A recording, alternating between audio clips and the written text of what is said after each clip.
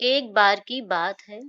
महात्मा बुद्ध के शिष्य आनंद कहीं जा रहे थे।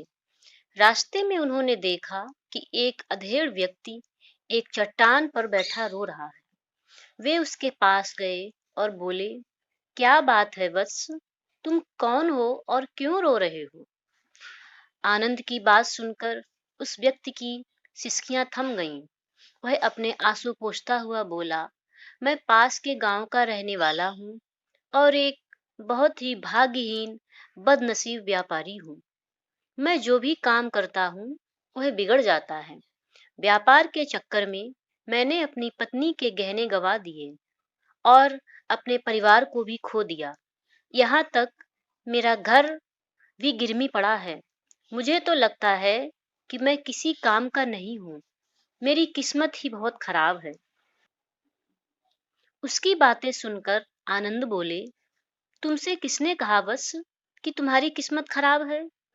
जरा मैं भी तो जानूं कि तुम्हारी किस्मत खराब क्यों है और क्या खराबी है तुम्हारी किस्मत में। वह व्यक्ति बोला, पहले मैं किसान था, खेती करता था, पर हर साल उसमें घाटा होता था। कभी सूखा पड़ जाता तो कभी ज्यादा बारिश के कारण फसल बर्बाद हो जाती थी। इससे परेशान होकर मैंने व्यापार करने का निश्चय किया। मैंने अपनी पत्नी के गहने बेचकर अपना व्यापार का कार्य शुरू किया, लेकिन मेरा व्यापार सफल नहीं हुआ, नहीं चला। शुरू शुरू में परिवार वालों ने मेरा साथ दिया, लेकिन जैसे जैसे मुझे नुकसान होने लगा, मेरे परिवार वाले भी मुझसे दूर हो गए। मैं यह सब उनके लिए ही कर रहा था, लेकिन जब वे लोग मुझे देखकर नजरें फेर लेते हैं और मुझे ही मेरे परिवार की दुर्दशा का जिम्मेदार ठहराते हैं, तो मुझे बहुत दुख होता है। उस व्यक्ति ने एक लंबी सांस ली और फिर बोला, मेरा एक और मित्र है। उसने भी मेरे साथ अपना व्यापार शुरू किया था। उसका व्यापार अच्छा चल रहा है। वह जब भी मेरे घर आता है तो अपनी सफलता की कहानियां सुनाता है। उसकी बातें सुनकर मेरे घर वाले भी कहते कि उसे देख और कुछ उससे सीख। हमें तो लगता है तेरे वश का कुछ भी नहीं है। उन लोगों की बातें सुन सुनकर अब मुझे भी लगने लगा है कि शायद मेरे वश का कुछ भी नहीं है, मैं कुछ नहीं कर सकता। अब तो मुझे अपना जीवन ही व्यर्थ लगने लगा है। मेरे मन में ख्याल आता है कि मैं अपना जीवन ही समाप्त कर लूं, आत्महत्या कर लूं। मैं यहाँ आया भी इसी इरादे से हूँ, लेकिन हिम्मत नहीं कर पाया, इसलिए यहाँ एकांत में बैठा रो रहा था। यह सुनकर आनंद बोले, ओह तो ये बात है।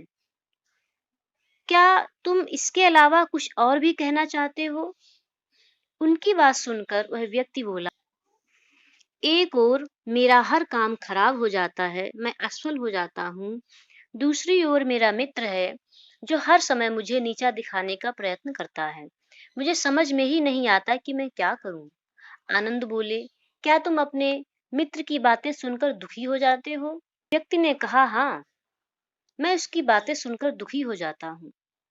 आनंद ने पूछा, तुम्हें किस बात का दुख होता है? अपने असफल होने का या फिर अपने मित्र के सफल होने का? उनका सवाल सुनकर वह व्यक्ति एक पल के लिए सोच में पड़ गया।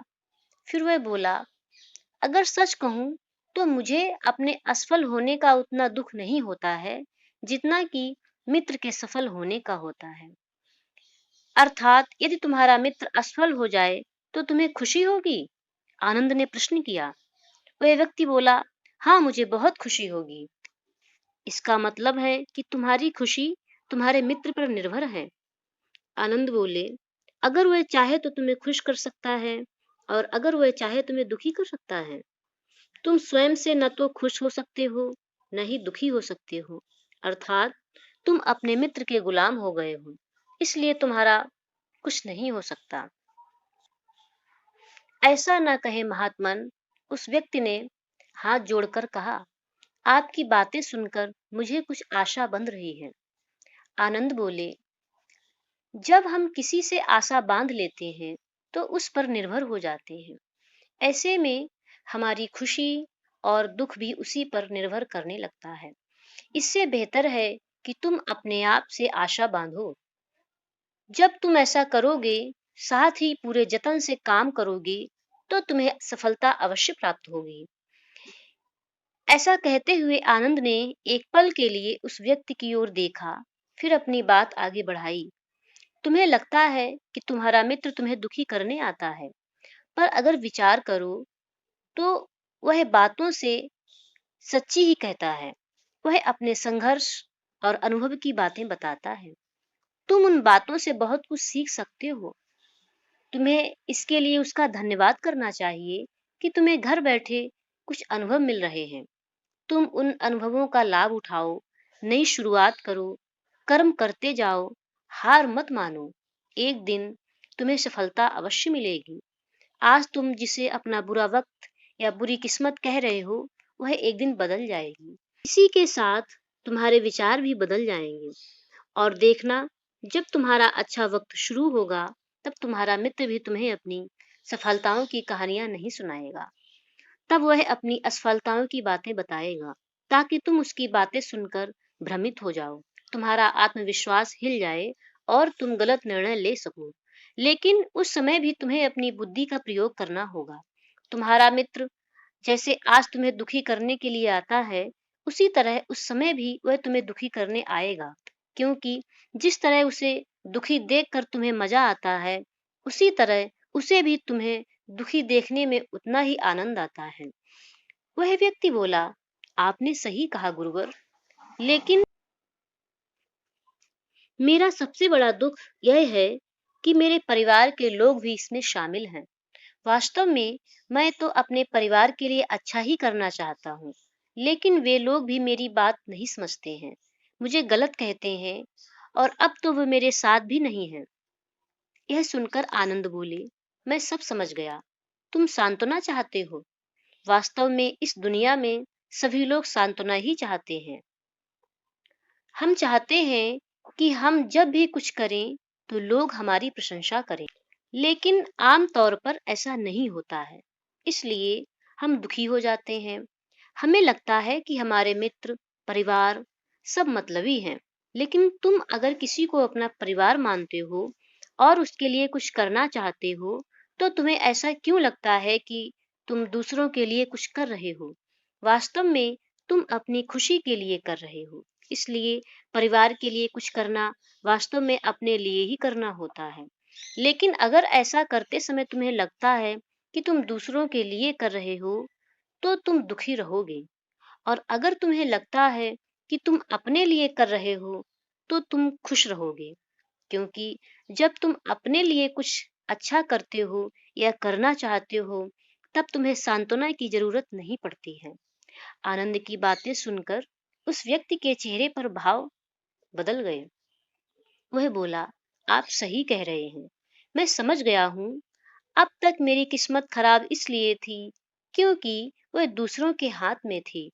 अब मैं अपनी किस्मत को अपने हाथ में रखूंगा और फिर से प्रयत्न करूंगा, पूरे मन से काम करूंगा, और जब तक सफलता नहीं मिल जाती, प्रयास करता रहूंगा। उस व्यक्ति की बातें सुनकर आनंद मुस्कुराए और उसे एक छोटी सी डिबिया देते हुए बोले, इस डिबिया को हमेशा अपने पास रखना। इसमें एक ऐसा राज है जो तुम्हें बड़े से बड़े दुख से भी बाहर निकाल लेगा। लेकिन इसे तभी खोलना जब तुम्हारे जीवन में कोई रास्ता न सुझाई दे और तुम्हें लगे कि सब व्यर्थ है। यह दुनिया व्यर्थ है और यहाँ रहना भी व्यर्थ है। उस व्यक्ति ने आनंद को धन्यवाद दिया और डिबिया को लेकर चला गया। उसने नए उत्साह के साथ फिर से अपना व्यापार आरंभ किया। उसका व्यापार चल निकला। अपनी मेहनत और लगन के बल पर वह एक बड़ा व्यापारी बन गया। परिवार वाले भी उसके साथ आ गए और उसका जीवन हंसी खुशी बीतने लगा। अब वह भूतकाल का रोना छोड़ चुका था। वह भविष्य काल की भी चिंता नहीं करता था, बस अपने वर्तमान को संवारने में लगा था। और जो कुछ भी वह करता था, वह अपने लिए करता था, अपनों के लिए करता था। इसलिए वह प्रसन्न था। उसके जीवन में अब कोई दुख नहीं था। लेकिन वक्त हमेशा एक जैसा नहीं रहता, वह बदलता रहता है। उसके जीवन में भी बदलाव आया। एक दिन उसके राज्य पर पड़ोसी राजा ने चढ़ाई कर दी। उसने इस राज्य पर अपना कब्जा कर लिया। उसके सैनिकों ने चारों ओर से लूटमार मचा दी। उन्होंने व्यापारी का सारा धन लूट लिया। उसके घर में आग लगा दी। जान बचाने के लिए उसे अपने परिवार के साथ वहां से भागना पड़ा। वह वह व्यक्ति अपने परिवार के साथ कई दिनों तक इधर-उधर भटकता रहा। वह दाने-दाने को मोहताज हो गया। उसका बच्चा बीमार हो गया। इलाज के अभाव में वह तड़पने लगा। यह देखकर उसका हृदय चीत्कार कर उठा। वह कैसे अपने बच्चे का इलाज कराए? उसके पास तो खाने के लिए भी पैसे नहीं थे। ऐसे में उसे एक बार फिर निराशा ने घेर लिया। उसे लगने लगा कि उसका जीवन व्यर्थ है, सारी दुनिया व्यर्थ है, किसी भी बात का कोई मतलब नहीं है। भले ही आप जीवन में कितना भी कुछ कर लो, कितनी भी सफलता हासिल कर लो, पर अंततः यह जीवन समाप्त ही होता है। तो फिर ऐसे में जीवित रहने का क्या फायदा? इससे तो अच्छा है कि वह अपना जीवन समाप्त कर ले। लेकिन तभी उसके दिमाग में आनंद की दी हुई वो डिबिया याद आई। उसने उत्सुकता के साथ उसे खोला।